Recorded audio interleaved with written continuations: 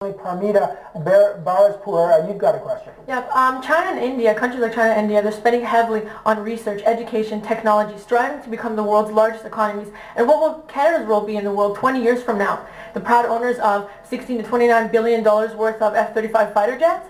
Ask any kid in grade school what they aspire to be. I guarantee you won't hear the words thief, murderer, drug dealer. You'll probably hear something like astronaut, school teacher, scientist. But instead of helping these children, helping these young adults reach their goals, reducing their financial pressures, enriching their education, most importantly, training them to be world-class citizens in this era of globalization so that their expertise will be in demand. Instead, we're spending billions of dollars on U.S.-style prisons.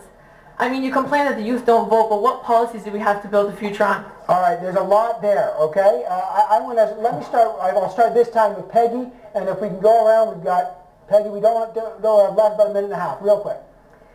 Quickly, first of all, we need to be investing in post-secondary education to bring tuition fees down. We shouldn't have young people graduating with the equivalent of a house mortgage trying to start off their careers. We also, through targeted investments in companies that are going to create jobs here in Canada, open up new job opportunities for young people. The whole green energy economy, space technology, where Canadians are leaders. These are opportunities for young people we should be capitalizing on, not selling out Canadian companies to foreign companies that will ship jobs overseas. Whether you start your own business, we need to have incentives for people who want to create their own business, create jobs for others, or whether you're going to work and seek job security in an existing company. These are options that should be open to young people.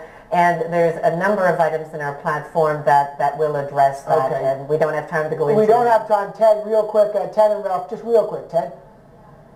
Well, you raise a very challenging discussion that we've had just within my own riding, is how we get young people to engage to vote. And I'm glad that Evan, you've brought this forward. Young people are our future, and how we help them through with an education. The fact that we're, in our last budget, we're recognizing credentials that were never recognized before.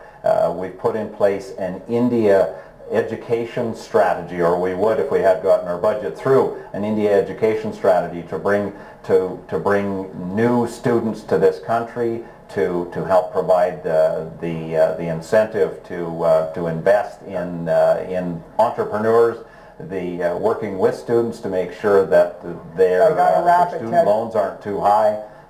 There's a lot that we're doing.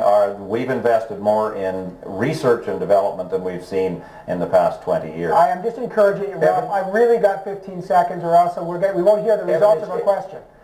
Evan, it's a question of priorities. Is it jets and jails and extra corporate tax cuts that will absorb something like $75 billion over the next decade or so? Or is it investments in education and those things that give Canadian young people the opportunity to prevail and succeed in the future? We say put families first, bring them to the front of the line, and put the jails and the jets and the corporate tax cuts on. I gotta leave it there. Families first, like education. Listen, I know the candidates had a lot more thorough answers, as did the experts. You can get their positions and what the parties are saying online. We encourage you to check it out, read their platforms, and make some key decisions. That's Ralph Goodale, Peggy Nash, and Ted Menzies. Excellent. Jack Mintz and Jim Stanford. Absolutely wonderful having all of you here. To the studio audience, some very good questions.